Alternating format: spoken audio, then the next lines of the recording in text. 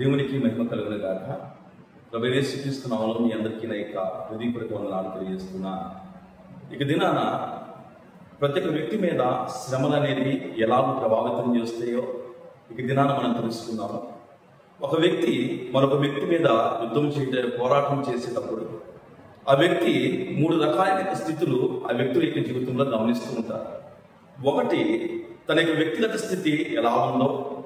రెండవది, తన యొక్క బలమెంతో. మూడవది, తన యొక్క బలగమెంతో గమనించడం అనేది ఇక్కడ మనం చూస్తూ ఉంటాం. ఈ లోకంలో మన జీవితంలో కూడా దేవుడు ప్రతి ఒక్క సమస్యకు, ప్రతి ఒక్క ఇబ్బందికి, ప్రతి ఒక్క బాధకు దేవుడు అధికారాన్ని ఇచ్చినప్పుడు అధికారం తీసుకునే యొక్క శ్రమ కానీ, సమస్య కానీ, శోధన కానీ మన యొక్క జీవితం మీదకి ప్రభావితం చేసేటప్పుడు మొట్టమొదట అవి మన యొక్క జీవితంలో చూసేది ఏంటంటే మొట్టమొదటి మన యొక్క స్థితి అనేది చూడటం అనేది ఇక్కడ మనం చూస్తూ ఉంటాం. మన యొక్క స్థితి అనగా దేవునితో మన యొక్క సహవాసమే మన యొక్క స్థితి. దేవునితో మనం ఎలాగైతే మనం సహవాసం చేస్తూ ఉంటామో, ఎంత దేవుని యొక్క సన్నిధిలో మనం బలముగా ఉంటూ ఉంటామో, ఎంతగా దేవునితో మనము సన్నిహితంగా ఉంటూ ఉంటామో, ఎంతగా దేవుని యొక్క లోకంలో మనం సహవాసం చేస్తూ ఉంటామో అదే మన యొక్క స్థితి. అబ్రహాము దేవుడితో సహవాసం చేశాడు. ఆ యొక్క సహవాసం ఎలా చేశాడో మనం ఆలోచన చేస్తే, ఆ యొక్క దేవుడు ఏ కీడైనా ఆ యొక్క పరిసర ప్రాంతాల్లో చేయటానికి తాను పూనుకున్నప్పుడు ప్రతి ఒక్క కేవలము దేవుడు చేసే ప్రతి ఒక్క కార్యాన్ని కూడా ఆ యొక్క అబ్రహాముకి ఇక్కడ చెప్పకుండా, దాయకుండా ఉండలేకపోవటం అనేది ఇక్కడ మనం చూస్తూ ఉంటాం. అలాగే మన యొక్క జీవితంలో కూడా దేవుడు మన యొక్క జీవితంలో ప్రతి ఒక్క పరిస్థితి గురించి కూడా దేవుడు మనతో మాట్లాడటమే దేవుడితో మన యొక్క సహవాసం. మన యొక్క సహవాసం అనేది లోకంలో ఎంత బలముగా ఉంటుందో, ఎంత దృఢంగా ఉంటుందో, ఆ సహవాసాన్ని బట్టి ఈ యొక్క శ్రమ అనేది కూడా మన జీవితాల్లోకి ఇక్కడ ప్రభావితం చేయటం అనేది ఇక్కడ మనం చూస్తూ ఉంటాం.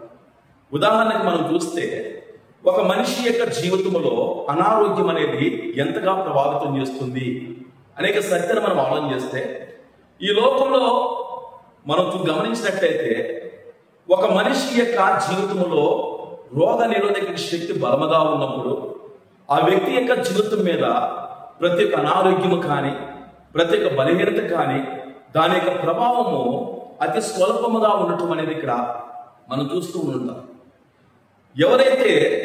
ఎవరి జీవితం అయితే నలత చెందుతూ ఉంటుందో, ఎవరి జీవితం అయితే బలహీనంగా ఉంటుందో వాని మీదకి ఒక అనారోగ్యము కానీ, ఒక రోగము కానీ వచ్చినప్పుడు ఆ రోగము వాని మీద మరి కొంచెము బలముగా పనిచేయటం అనేది ఇక్కడ మనం చూస్తూ ఉంటుంటాం.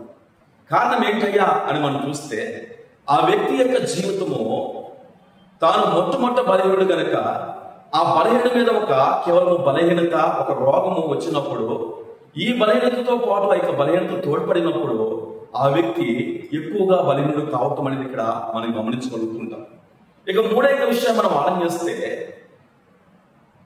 ఆ ఒక వ్యక్తి యొక్క లోకంలో ఆరోగ్యాన్ని పరిపూర్ణంగా పోగొట్టుకున్న తర్వాత ఆ వ్యక్తి మీదకి ఒక చిన్న అనారోగ్యం వచ్చిన ఆ చిన్న అనారోగ్యానికి యొక్క వ్యక్తి ఎంతో ఇబ్బంది పడటము, బాధపడటము, ఈ యొక్క లోకంలో తట్టుకోలేనటువంటి పరిస్థితులకి ఆ యొక్క వ్యక్తి వెళ్ళటం అనేది ఇక్కడ మనం గమనిస్తూ ఉంటున్నాం.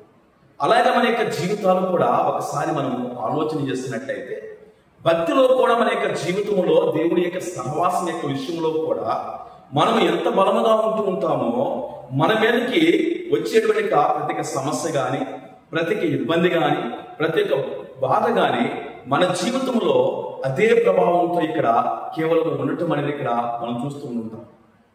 కారణం ఏంటయ్యా అని మనం ఆలోచన చేస్తే, మనం దేవుడి యొక్క సన్నిధిలో ఎంత శక్తివంతంగా ఉంటూ ఉంటామో, ఎంత బలమైన సహవాసం చేస్తూ ఉంటామో, ప్రతి సమస్య కూడా, ప్రతి ఒక్క శ్రమ కూడా మన జీవితంలో అంతే మనము బలముగా ఆ యొక్క సమస్యను ఎదుర్కోవడానికి అవకాశం ఉంటుంది.